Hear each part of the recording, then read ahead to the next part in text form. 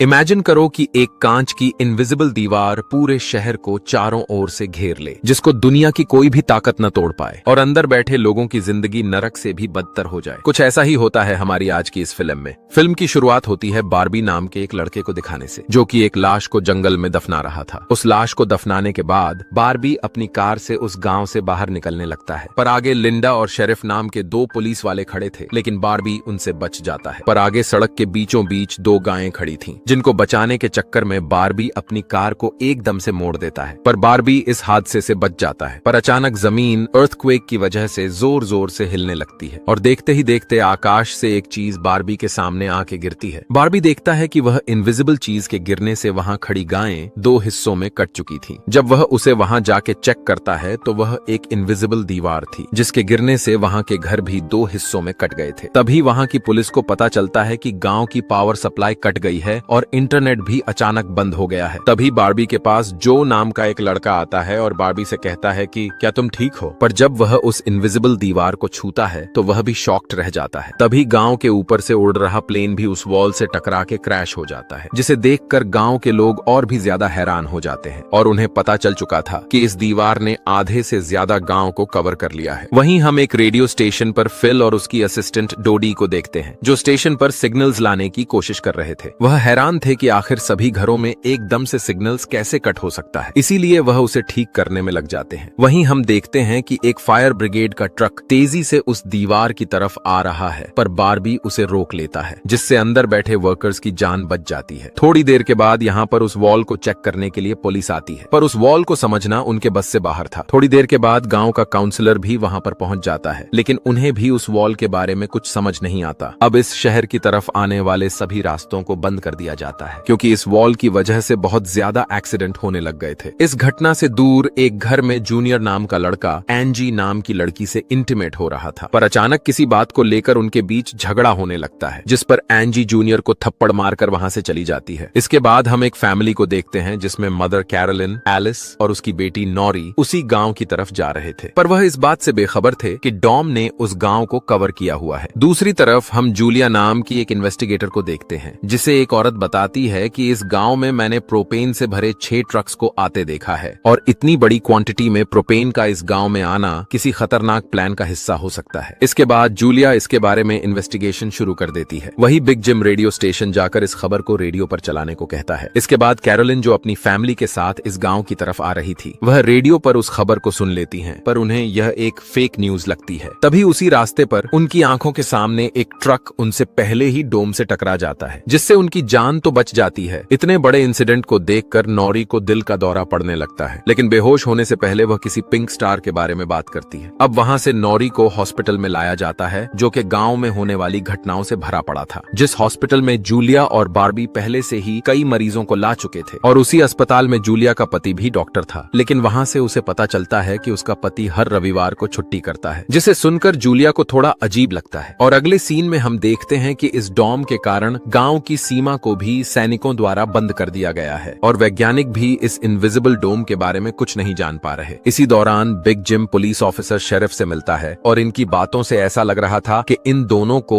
इस डोम के बारे में पहले से पता था। वहीं हमें बार्बी दिखाया जाता है, जिसे एक रात के लिए इस गांव में रुकना था। तभी उसके पास जूनियर आता है और उसे एंजी से दूर रहने को कहता है। वह बार्बी को धमकी देता है, पर बार्बी उसे कहता है कि आखिर मेरी गलती क्या है। तभी वहां पर जूलिया आ जाती है, जिससे वे बहस को बंद कर देते हैं। अगले सीन में हम देखते हैं कि गांव की हालत से तंग होकर कुछ लोग पार्टी करने लगते हैं। इसी पार्टी में जॉय एक और लड़के से मिलता है, लेकिन घर जाते वक्त जॉय को दौरा पड़ने लगता है, जिस तरह नॉरी को दौरा पड़ा था, और वह उसी पिंक स्टार के बारे में बताता है जिसके बारे में पहले नॉरी ने बताया था। वही जॉय की बहन एंजी घर में अकेली होती है, पर उसके घर में जूनियर पहुंच जाता है और उसे वहां से किडनैप करके अपने पिता के पुराने बंकर में बंद कर देता है। और वहां वह एंजी को बताता है कि मुझे इस डोम के बारे में सब कुछ पता है, और वह कहता है कि बिग जिम ही मेरे पिता हैं और उन्होंने ही इस बंकर को बनवाया था। दूसरी तरफ जूलिया बार्बी को अपने घर में ठहरने के लिए ले आती है, लेकिन अचानक उसकी नजर जूलिया के पति की फोटो पर पड़ती है और उसे याद आता है कि यह तो वही आदमी है जिसे उसने मारकर दफनाया था। दूसरी तरफ लिंडा और शेरिफ डॉम के पास पहरा दे रहे थे, पर शेरिफ अचानक नीचे गिर जाता है और अटैक के चलते उसकी मौत हो जाती है। अब हमें फ्लैशबैक में दिखाया जाता है कि बार्बी ने जूलिया के पति को क्यों मारा। दरअसल वो उससे कोई पेमेंट लेने आया था, पर कुछ पैसों को लेकर इनके बीच लड़ाई हो गई थी, जिसमें जिसमें बार्बी से जूलिया के पति की मौत हो गई थी। लेकिन प्रेजेंट में बार्बी जब सुबह उठता है तो उसके गले की चेन गायब थी। वह इसके बारे में जूलिया से पूछता है, पर जूलिया को भी कुछ पता नहीं था। तभी उसे याद आता है कि बॉडी को दफनाते समय वो चेन नीचे गड्ढे में गिर गई थी। इसके बाद हमें डोडी दिखाई जाती है, जो कि अब डॉम से बाहर सिपाहियों से बात कर पा रही थी, पर सिग्नल्स खराब होने की वजह से सिपाही उसकी बात नहीं सुन पा रहे थे। इसके बाद बिग जिम रेस्टोरेंट में खाना खा रहा होता है और तभी लिंडा आकर उसे शेरिफ के मरने की खबर देती है। इसके बाद बिग जिम लेफ्टर को लेकर शेरिफ की बॉडी के पास आता है। लेफ्टर भी शेरिफ का दोस्त था और जब लिंडा वहां से चली जाती है तो लेफ्टर और बिग जिम प्रोपेन वाले ट्रकों के बारे में बात करने लगते हैं, जिसके बारे में शेरिफ को भी पता था। उधर एंजी बंकर में फंसी हुई थी। वह खुद को बचाने के लिए चिल्लाती है, पर वहां जूनियर आ जाता है और उसे बेड से बांध देता है। उधर जॉय भी उस लड़के बेन के साथ ही था जिस रात जॉय को दौरा पड़ा था। बेन उससे पिंक स्टार के बारे में पूछता है, पर जॉय को कुछ याद नहीं था। अगले दिन जब लिंडा पुलिस स्टेशन आती है तो बिग जिम शेरिफ के रूम में कुछ ढूंढ रहा था, लेकिन जब लिंडा उससे पूछती है तो वह कहता है कि मैं शेरिफ की वसीयत के पेपर्स ढूंढ रहा हूं। दरअसल वह प्रोपेन की इंपोर्ट के संबंधित कुछ पेपर्स ढूंढने आया था, जिसके बाद वह लेफ्टर को शेरिफ के घर उन पेपर्स को ढूंढने भेज देता है। अगले सीन में हमें बार्बी दिखाया जाता है, जो अपने लॉकेट की तलाश में वहां पहुंच जाता है जहां पर उसकी डॉक्टर से लड़ाई हुई थी, और उसे वहां से लॉकेट मिल जाता है, पर जूनियर उसे देख लेता है। जूनियर उस पर जूलिया के साथ सोने का इल्जाम लगाता है, जिस पर उनके बीच लड़ाई हो जाती है और बार्बी जूनियर को बहुत बुरी तरह से पीट देता है। वहीं दूसरी तरफ लेफ्टर शेरिफ के घर पहुंच जाता है और उसे वह पेपर्स मिल भी जाते हैं, पर वह उनको वही आग लगा देता है। पर आग घर के पर्दे पर लग जाती है, जिससे वह आग पूरे घर में फैल जाती है, जिसे देख के बहुत सारे लोग जमा हो जाते हैं और आग को बुझाने की कोशिश करते हैं। तभी लिंडा अंदर लेफ्टर को देख लेती है और उसे बचाकर बाहर ले आती है, पर यहाँ लोग आग को नहीं बुझा पा रहे थे। लेकिन जिम लोडर लेकर आता है और पूरे घर को गिरा देता है, जिससे आग पूरी तरह खत्म हो जाती है। इसके बाद सारे लोग एक जगह पर इकट्ठे होते हैं, जिनमें से पॉल नाम का एक पुलिस वाला कहता है कि इस आग का धुआं डॉम से बाहर नहीं निकल पा रहा, जिसका मतलब है हम भी इस डॉम से कभी बाहर नहीं निकल पाएंगे। इसके बाद वह डॉम की तरफ गोली चला देता है, जो डॉम से टकराकर एक दूसरे पुलिस वाले को लग जाती है, जिससे वह पुलिस वाला तुरंत मर जाता है। फिर लिंडा पॉल को जेल लेकर आती है, लेकिन स्टेशन के बाहर कुछ लोग प्रोटेस्ट करने लगते हैं, मगर बिग जिम उनको समझाता है कि यह वक्त लड़ने का नहीं बल्कि एक दूसरे की मदद करने का है। जिसके बाद लिंडा पॉल को अंदर जेल में डाल देती है, पर पॉल अंदर बुखार का बहाना करता है और जब लिंडा उसे दवा देने लगती है तो पॉल उस पर हमला करके जेल से फरार हो जाता है। अब रात के समय यहाँ पर सभी लड़के एक जगह स्केटिंग कर रहे होते हैं। तभी जॉय के पास नॉरी आती है और उससे अपना मोबाइल चार्ज करने के लिए कहती है, क्योंकि जॉय के घर ही सिर्फ जनरेटर था। फिर जॉय नॉरी को अपने घर ले जाता है। उधर बंकर में जूनियर फिर से एंजी के पास आता है, पर एंजी उसे उनके दोनों की पुरानी बातें याद कराने लगती है। जब वो दोनों एक टनल के नीचे जाया करते थे, वह उसे फिर से वहां जाने को कहती है, क्योंकि उसे लगता था कि शायद डॉम का असर उस टनल पर ना पड़ा हो तो वह वहां से निकल सकते हैं। पर जूनियर अकेला ही वहां जाने लगता है, पर रास्ते में जूलिया उससे पूछती है कि तुम कहां जा रहे हो, तो जूनियर उसे झूठ बोलता है कि मैं अपने एक दोस्त से मिलने जा रहा हूं। पर जूलिया को उस पर शक होता है तो वह उसका पीछा करने लगती है। दूसरी तरफ बिग जिम जब पुलिस स्टेशन आता है तो वह पॉल की जगह लिंडा को जेल में बंद देखता है। वह लिंडा को जल्दी से जेल से बाहर निकालता है और उन्हें पता चलता है कि पॉल अपने साथ एक गन और कुछ गोलियां उठाकर ले गया है। फिर लिंडा उसको ढूंढने के लिए जंगल की तरफ निकल पड़ती है और बिग जिम भी अपनी एक टीम बनाता है जिसमें बार्बी भी शामिल था और वे सभी भी गन्स लेकर पॉल की तलाश शुरू कर देते हैं। दूसरी तरफ नॉरी की माँ को नॉरी की फिक्र हो रही थी, क्योंकि वह बिना बताए जॉय के घर ठहर गई थी। पर नॉरी वहां जॉय के साथ बड़े कॉन्फिडेंट के साथ बात कर रही होती है, लेकिन जॉय थोड़ा नर्वस था। तभी बेन दो और लड़कियों को जॉय के घर ले आता है, जो अपने फोन को भी चार्ज करवाने आई थी। वही हम देखते हैं कि सर्च टीम पॉल को देख लेती है, पर पॉल एक आदमी की टांग पर गोली मार देता है। दूसरा लड़का घायल आदमी के पास रुक जाता है, पर जिम और बार्बी पॉल के पीछे चले जाते हैं। दूसरी तरफ जूनियर टनल के आखिर तक पहुंच जाता है, पर आगे डॉम ने रास्ता बंद कर रखा था। तभी वहां पर जूलिया भी आ जाती है, पर जूनियर उसे देखकर गुस्सा हो जाता है, क्योंकि जूलिया उसका पीछा कर व्हाट्स अप गाइस, अगर चैनल पहली बार है तो प्लीज चैनल को सब्सक्राइब करना और वीडियो को लाइक करना और कमेंट करना और